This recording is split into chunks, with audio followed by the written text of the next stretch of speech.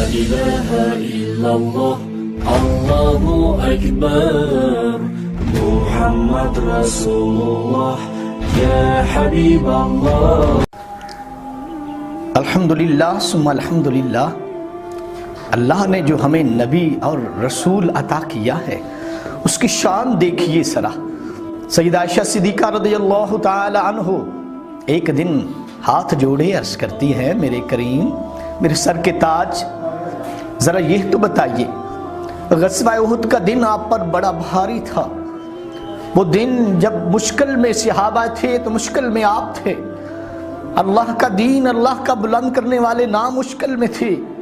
اور جب کریم آقا صلی اللہ علیہ وسلم کو دیکھا نا تو جنگ میں آگے تھے. مولا علی فرماتے ہیں کہ جب ہمیں پناہ لینی ہوتی تو ہم رسول اللہ کے قدموں میں پناہ لیتے. جب ہمیں پناہ لینی ہوتی تو آپ سے پناہ لیتے. وہ دن کتنا سخت دن تھا. تو حضرت سیدہ عائشہ صدیقہ رضی اللہ تعالی عنہا بنت صدیق پیارے باپ کی پیاری بیٹی پوچھتی یا رسول اللہ کیا احد سے بھی کچھ زیادہ سخت دن تھا آپ پر؟ تو میرے کریم آقا نے لجپال نے ارشاد فرمایا اے پیاری عائشہ اس دن سے بھی سخت دن ایک مجھ پر گزرا ہے جسے طائف کا دن کہا جاتا ہے. طائف کی وادیاں تھی خوبصورت گلیاں بازار باغات بڑے اچھے جو ہریالی کا علاقہ جہاں گرمی کم ہے اور موسم اعتدال کا زیادہ ہے جہاں خوبصورتی زیادہ ہے. کریم آقا فرماتے ہیں میں وہاں کے سردار کے پاس گیا اور جا کر میں نے اسے دعوت دی میں نے اسے کہ تو مسلمان ہو جا کلمہ پڑھ لے اللہ اور اس کے رسول کا دیوانہ بن جا تیری دنیا بھی بہتر تیری قبر و حشر بھی بہتر ہو جائے گی. میں اسے جہنم سے بچانے کے لیے جب پہنچا اسے میں نے دعوت دی کہ آجا مسلمان ہو جا لیکن اس نے میری دعوت کو رد کر دیا. میری دعوت کو رد کیا مجھے بڑا صدمہ پہنچا. اس نے کہا میں نہیں. کریم آقا فرماتے ہیں میں لوگوں کو جہنم سے ایسے بچاتا ہوں جیسے کوئی پرندہ آگ میں گر رہا ہو اور اس کا مالک جب کو کھڑا ہوا دیکھ رہا ہو کہے بھئی ہٹ جاؤ. فرمایا میں بھی ایسے ہی ہٹانے کے لیے آیا ہوں کہ تم آگ میں گرتے ہو میں تجھے بچانے کے لیے آیا ہوں. کریم آقا فرماتے ہیں کہ جب میں نے دعوت دی انہوں نے میری بات نہیں مانی. انہیں میرے پیچھے بچے لگا دیے جاؤ پتھر مارو. کریم آقا فرماتے ہیں انہوں نے جب پتھر برسائے مجھ پر تو مجھے بڑی تکلیف ہوئی حتیٰ کہ میرے ایڑیوں سے خون جاری ہو گیا. ہائے مسلمان بھائیوں میرے کریم آقا فرماتے ہیں میری ایڑیوں سے خون جاری ہو گیا.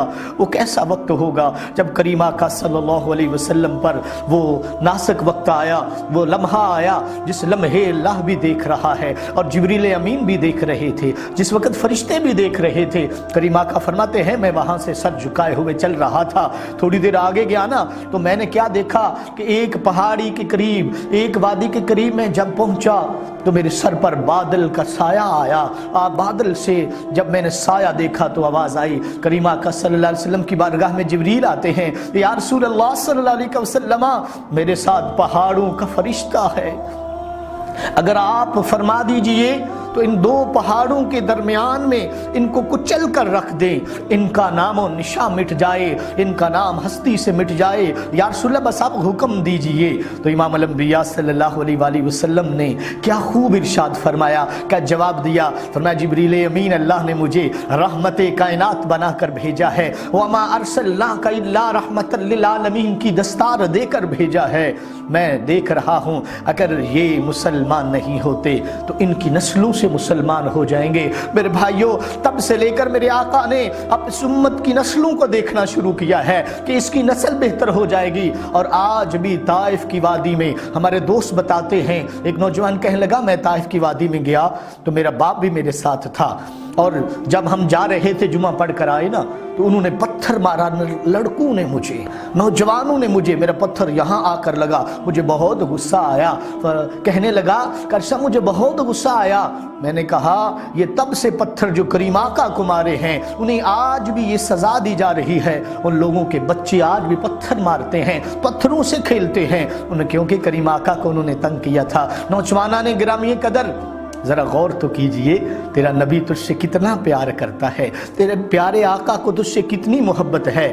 کاش کہ تجھے بھی محبت مصطفیٰ مل جائے، تجھے بھی تعلیم اسلام پہ عمل کا جذبہ مل جائے۔ کاش کہ اللہ کے محبوب کے دل میں جو تیرے لیے رحم تھا، اس رحم کی جھلک تجھے بھی نظر آ جائے اور تم بھی دیکھے اور کہے کہ میرے کریم آقا مجھ پر اتنا پیار کرتے ہیں، اتنی شفقت فرماتے ہیں، اور میں بھی سدھر جاؤں، میں گندے کام چھوڑ دوں، میں نمازیں نہیں پڑھتا تو نمازیں پڑھوں۔ کریم آقا صلی اللہ علیہ وآلہ وسلم نے فرمایا، جو آدمی نماز فجر با جماعت ادا کرتا ہے، میرا رب فرماتا ہے اے بندے میں نے تجھے اپنی حفاظت عطا فرما دی ہے۔ جو ظہر پڑھتا ہے میرا رب اسے عصر تک کی حفاظت عطا کر دیتا ہے، جو عصر پڑھتا ہے میرا رب اسے مغرب تک کی حفاظت دے دیتا ہے، جو مغرب پڑھ لیتا ہے میرا رب اسے عشاء تک اپنی حفاظت عطا کر دیتا ہے۔ فجر سے لے کر عشاء تک نمازیں پڑھنے والا گویا کہ 24 گھنٹے رب کی حفاظت میں آ گیا ہے، رب کی پناہ میں آ گیا ہے۔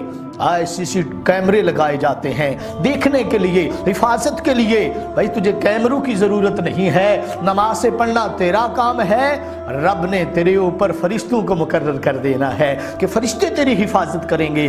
اللہ کی عبادت کرنا تیرا کام ہے، رب نے تیرے لیے جو انتظامات کیے ہیں، تیرے جوڑ جوڑ پر فرشتہ مقرر ہے، رب نے تیرے لیے بڑے انتظامات کیے ہیں۔ اے نوجوان اٹھ جا، جاگ جا، اور آج بھی وقت ہے تیرے پاس، اپنے آپ کو اللہ کے حضور جھکا دے۔ تیری جبین بلند ہے جسے تو کہتا ہے میرا اونچا ماتھا ہے، میری پگڑی سر پہ ہوتی ہے، تو کسی کے آگے سر نہیں جھکاتا، یہی سر تو اپنے رب کے آگے جھکا، وہ رب تجھے عزت عطا فرمائے گا۔ رب کے محبوب دنائے غیوب حضور جان عالم صلی اللہ علیہ وآلہ وسلم آپ کا فرمان ہے، فرمایا من تواضع للہ فقد رفعہ اللہ تعالی، جو آدمی اللہ کے لیے سر کو جھکا دیتا ہے، عاجزی انکساری کر لیتا ہے، میرے رب اسے بلندیوں پر پہنچا دیا کرتا ہے۔